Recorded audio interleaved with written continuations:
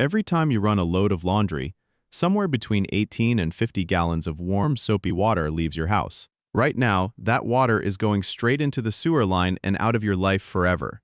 This build sends it to your fruit trees instead. No pump added, no filter, no tank buried in your yard humming away, no electricity, no moving parts you have to maintain. The washing machine's own internal pump does all the work, lifting water and pushing it out under pressure at the end of every cycle. A retail kit for this exact system runs somewhere around $115 to $120. Built yourself from parts at a hardware store, that number drops to well under $50. Compare that to a full Greywater treatment system, an entirely different category of cost for a job your soil was already equipped to do for free. The plumbing code allows you to discharge this Greywater straight into your soil with no disinfection and no dye. That seems backwards, it isn't. By the end of this video, you'll be able to run the exact math that sizes a basin for your own yard. Most people who start researching Greywater reuse get quoted for a treatment system, a filter stage, a holding tank, disinfection, a dedicated pump. For laundry water headed straight into mulch under a tree, it is complete overkill. Someone runs a garden hose out the laundry room window. Within a season, the ground under that hose is a permanent swamp. It smells. The plants closest to the outlet are drowning in standing water, while everything 6 feet away is bone dry. People assume any Greywater system automatically requires a full plumbing permit. In places with a laundry to landscape exemption, it doesn't need that permit at all. Soil is the filter, and soil has a measurable, finite daily processing rate. Start at the washing machine. Its internal discharge pump normally pushes water into a standpipe, which drains straight into the household sewer line. In this build, the drain hose connects to a 3-way diverter valve. Turn the handle one way and it goes back to the sewer line, your bypass position. Turn it the other way and water goes out toward the landscape. In many installs, that valve sits outside on the far side of an exterior wall. The washer's drain hose runs out through a wall penetration. That's one of the specific conditions that keeps this build permit exempt.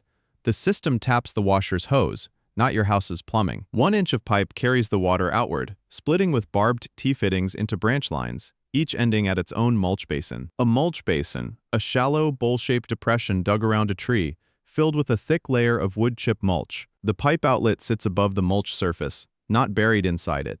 Genuine open air between the pipe end and the mulch. One-sentence version: the washer's pump pushes water through a valve to sewer or yard, and gravity carries it into basin size to swallow the flow. Water finds the fastest path downhill, and once gravity is doing the work, it does not care how big or small your pipe is. The code figure is a 2% slope, a 1/4 inch of drop for every linear foot of pipe. 20 feet of pipe needs 5 inches of fall. Even a slight uphill bump anywhere in that run creates a low point. Water sitting there ferments and blocks the line. The washing machine's pump has a hard limit, roughly 5 feet of lift above the height of the machine itself. Beyond that lift, you're looking at a gravity-only multi-drain standpipe system instead. Picture a marble on a long tilted board. Tilt any section back the other way, and the marble stops dead and rolls backward. Push the same volume through a narrower pipe and velocity goes up. Friction increases sharply, eating into the pump's limited push. That's why this build standardizes on 1-inch pipe rather than a narrow garden hose. The diverter valve, 3-way, full port, all 3 ports threaded at 1 inch, female pipe thread. Brass is the standard body material. This is an L-port diverter. The inlet sits in the center of the T, and turning the handle routes water to landscape or sewer. If your washing machine's drain hose is 3/4 inch or garden hose thread, you'll need a step-up adapter. 1 inch is the standard diameter for this build. In PVC or polyethylene, both accepted for Greywater lines outside the building envelope. It needs to be identifiable as non-potable, purple pipe or purple tape, at least 3 inches wide, marked every 10 feet. Keep everything full port, barbed T's at every branch split. No fitting narrower than the pipe itself. The basin outlet, a 1 inch to 1/2 inch barbed plastic T, protected with a mulch shield, a section of large pipe, or an upside-down irrigation valve box. A complete retail kit runs around $115 to $120. Sourced yourself well under $50. Sizing this system means answering one question: how much water can your soil absorb in a single day without pooling? Dig a hole 15 inches across and 12 inches deep. Pre-saturate it, filling and draining 3 or more times. Fill with 6 inches of water and time how long it takes to drop 1 inch. Run the test again the next morning and use whichever reading was slower. That's your design infiltration rate. Fast soil needs 0.4 square feet per gallon. Medium needs 0.7. Slow needs 1.0.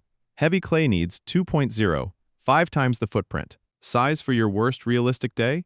The Saturday you run every load back to back, not your average day. A top loader discharges 30 to 50 gallons a load, an HE front loader 18 to 25, some ultra-efficient models 10 to 20. Small scenario, 20 gallons, fast soil. Basin area needed, 8 square feet. Dig it in an afternoon. Typical scenario, 100 gallons, medium soil. 70 square feet usually split across 2 or 3 smaller basins. Heavy use scenario, 100 gallons, slow clay. 100 square feet, the fix is lower flow or more basins, not a bigger hole. A household of 4 with an HE washer puts out about 10,800 gallons a year, enough to substantially cover a citrus tree's 7,250-gallon annual need. Laundry Greywater carries a higher soap-to-water ratio.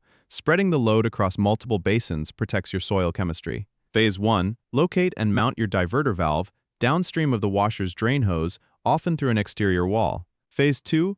Label the valve clearly at both handle positions before burying any pipe. Phase 3.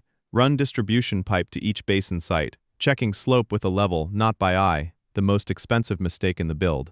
Phase 4. Dig mulch basin size from the math, at the same steady downhill slope. No shortcuts on the last 10 feet. Phase 5. Install basin outlets with a genuine 2 to 3 inch air gap above the finished mulch line, protected by a mulch shield. Phase 6. Fill basins with mulch. Run a full test load, and watch the whole system flow from valve to every outlet. Phase 7. Write a short operation and maintenance record. What's connected, where the valve is, which basins feed which plants. Failure 1. The standing swamp. The basin never fully drains, standing water lingers, and the area starts to smell. Cause: basin undersized against the soil's actual rate, usually a skipped or rushed percolation test. Fix: redo the test, use the slower reading, enlarge or split the basin. Failure 2. The silent low spot. Flow gradually slows over weeks, then stops, long after installation looked successful. Cause: a slope error missed during install. Fix: dig up the section and correct the slope. No patch fixes a pipe that runs uphill. Failure 3. The root invasion. Flow stops abruptly at one basin outlet while every other basin keeps working. Cause: outlet buried too close to mulch. Fix: reset the outlet height to restore a clean air gap. Cheapest to prevent, most annoying to fix later. Every one of these failures is a mistake made once, during a rushed step that stays invisible until the system is buried and forgotten. Plumbing code treats subsurface greywater irrigation as its own category. Because it's below the surface, no disinfection or dye is required. Only washer, laundry tray, tub, shower, and lavatory water qualifies. Kitchen sink, dishwasher, and human waste must go straight to sewer, no exceptions. Untreated greywater can never sit longer than 24 hours. Subsurface areas need roughly 100 feet from any well, several feet from lines and foundations. In California, a laundry-to-landscape system built to specific conditions is exempt from a plumbing permit under UPC Appendix G. Washer only, no external pump, labeled valve, discharge under 2 inches of cover, stays on your property, O&M manual provided. That's a California-specific exemption. Confirm your local code office before you start digging. This video is educational and not professional electrical, plumbing, or structural advice. Have your plan checked by a licensed professional and your local code office before you build. A complete system, one valve, a run of labeled pipe, fittings, and however many basins the math calls for, all off the shelf. Retail, around $117, the cost of a nice dinner out. DIY, well under $50, closer to a couple tanks of gas. Compared to a full treatment and pump system, an entirely different category of cost for a job your soil already does for free. Get the basin math right once, and this system runs quietly and unattended for years. Every load becomes free irrigation. The next system that makes obvious sense is catching what falls from your roof and routing it the same deliberate way. Educational only. Verify against your local code. Build it once. Understand it forever. Subscribe if you want the rest of your homestead explained the same way.